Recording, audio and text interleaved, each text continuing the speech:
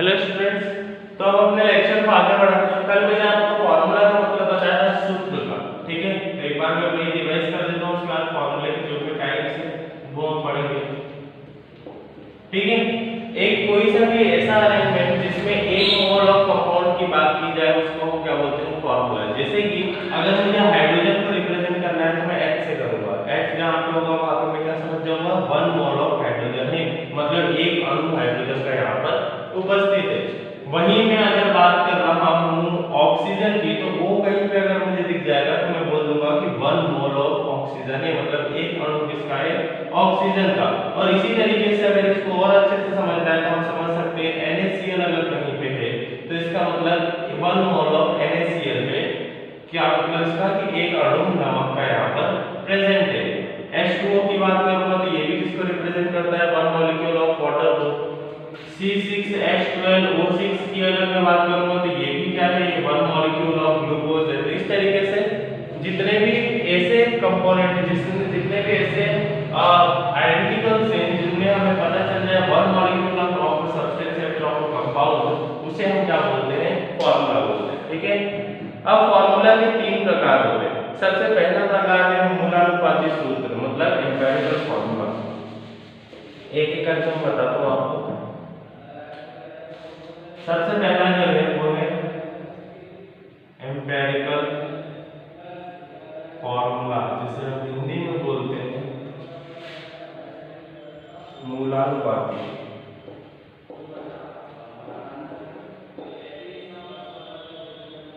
मूलानुपाती सूत्र।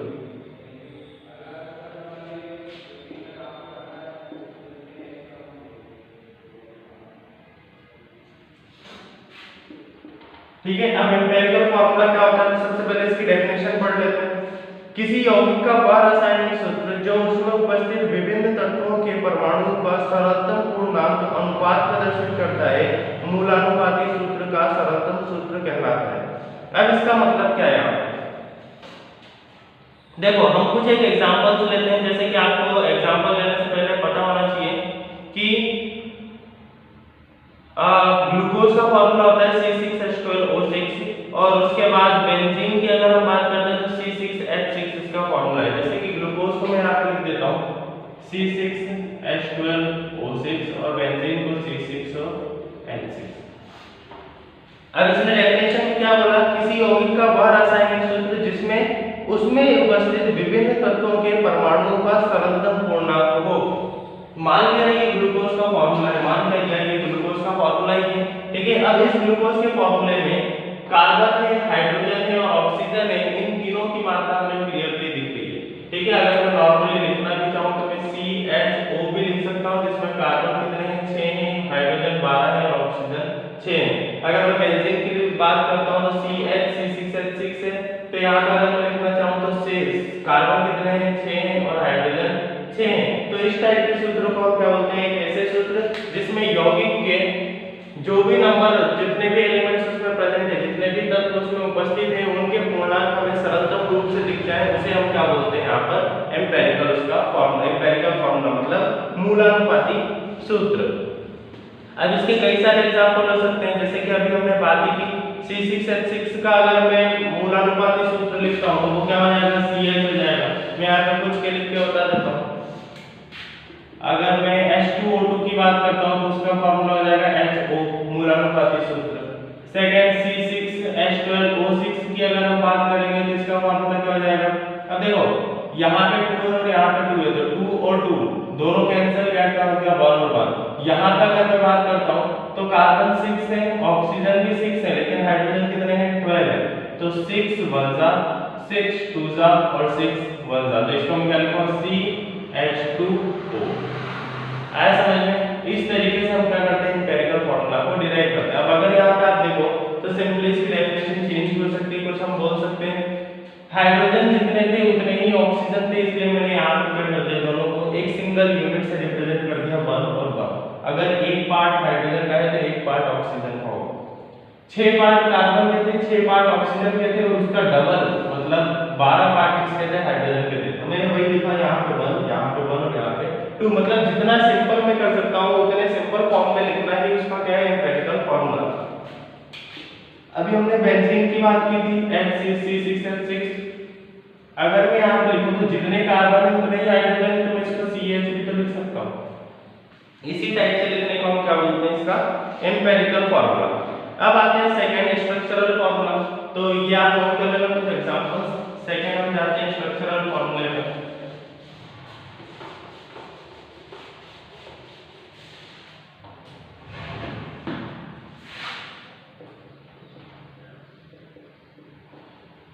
Structural formula जिसे हम हिंदी में बोलते हैं संरचना सूत्र।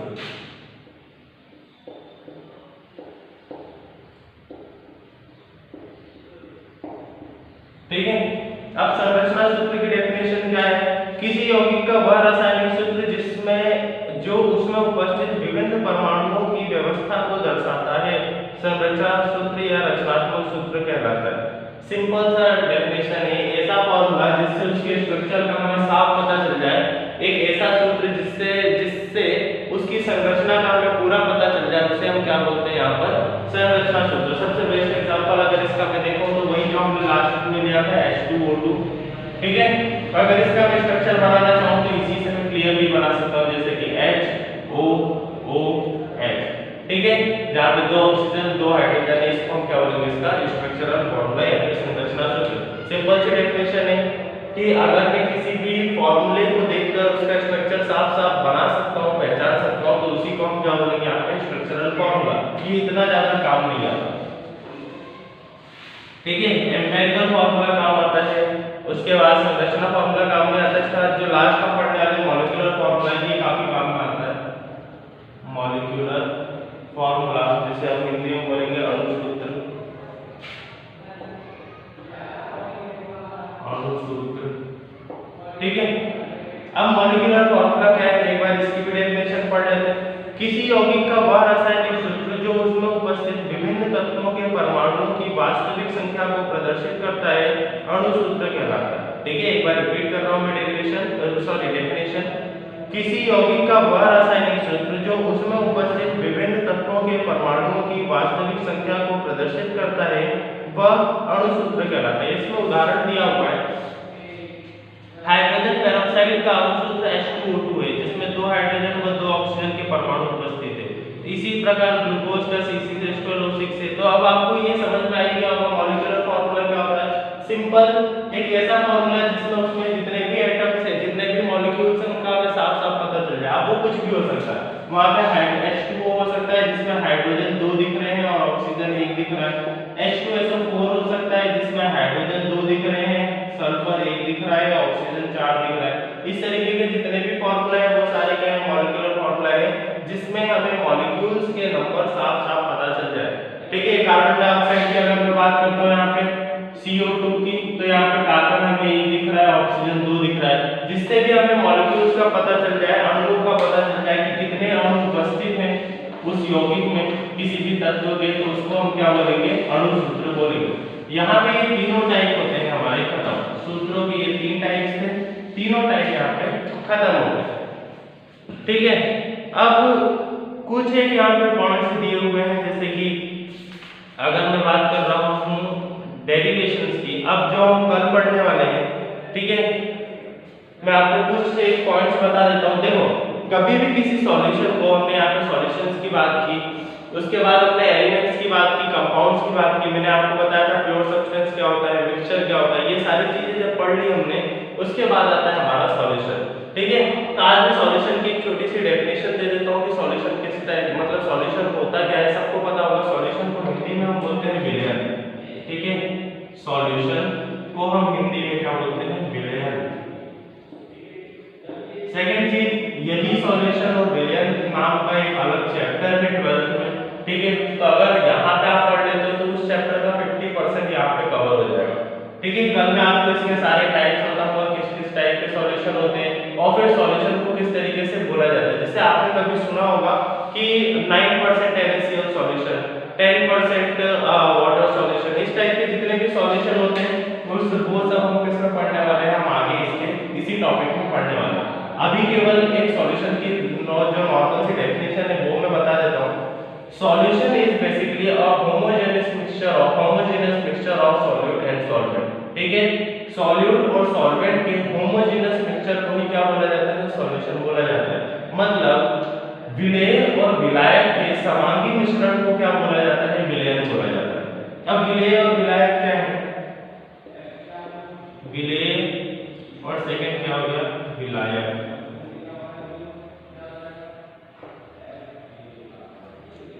अगर मैं विलेय की बात करता हूं तो विलेय को ही हम बोलते हैं सॉल्यूट और विलायक को बोला जाता है सॉल्वेंट। अभी सिंपल से डेफिनेशन से समझो कि सॉल्यूट क्या है, सॉल्वेंट क्या है। सॉल्यूट की बात करता हूं तो एक ऐसा कंपोनेंट, एक ऐसा कंपोनेंट हम बोल सकते हैं, एक ऐसा कंपोनेंट किसी भी सॉल्यूशन में जो कि कम मात्रा में प्रेजेंट है उसको हम बोलेंगे विलेय। ठीक है, उसे हम क्या बोलेंगे, विलेय, उसे हम बोलेंगे सॉल्यूट। ठीक है, एक ऐसा कोई भी कंपोनेंट जो कम मात्रा में प्रेजेंट है किसी भी सॉल्यूशन में, किसी भी विलयन में, तो उसे हम विलेय बोलेंगे। और एक ऐसा कंपोनेंट जो ज्यादा मात्रा में प्रेजेंट है किसी भी विलयन में, किसी भी सॉल्यूशन में, तो उसे हम क्या बोलेंगे, सॉल्वेंट, या फिर हम उसे बोलेंगे विलायक। अगर सिंपल सा एग्जांपल लूं तो होमोजेनस मिक्सचर में मैंने आपको एक एग्जांपल दिया था, वो क्या था कि मैं NaCl और वाटर को मिलाऊंगा, NaCl और वाटर, नमक और पानी को मैं क्या करता हूँ, मिलाता हूँ। तो अब मैंने पानी मान लो यहाँ पे भर लिया है इस बीकर में, इसमें मैं क्या डाल देता हूँ, नमक डाल देता हूँ, NaCl। ठीक है, NaCl मैंने इसमें डाल दिया, ये H2O। NaCl में इसमें डाल दूंगा तो पानी की क्वांटिटी ज्यादा है और NaCl की क्वांटिटी कम है, इसलिए इसमें सॉल्यूट कौन हो जाएगा, NaCl, और सॉल्वेंट कौन हो जाएगा, वाटर। आया समझ में? और दोनों जब आपस में मिल रहे हैं तो एक होमोजेनस मिक्सचर बना रहे हैं, समांगी मिश्रण बना रहे हैं, इसलिए इसको क्या बोला जाएगा, सॉल्यूशन बोला जाएगा। सॉल्यूशन की यही डेफिनेशन है, the homogeneous mixture of solute and solvent is known as solution. विलयन उसी को कहते हैं, सॉरी विलेय और विलायक के समांगी मिश्रण को ही विलयन कहा जाता है। ये हो गई इसकी डेफिनेशन। अब इसके आगे जो है इसके जो टाइप्स होते हैं, कितने टाइप्स के क्या होते हैं, ये सारी चीजें हम अगले चैप्टर में पढ़ने वाले हैं। अगले चैप्टर में क्या, अगले पार्ट में पढ़ने वाले हैं। कल हमारा लेक्चर थोड़ा लंबा जाएगा क्योंकि इस चैप्टर को मैं कल खत्म कर दूंगा और उसके बाद हम सेकंड चैप्टर की तरफ बढ़ेंगे। ठीक है।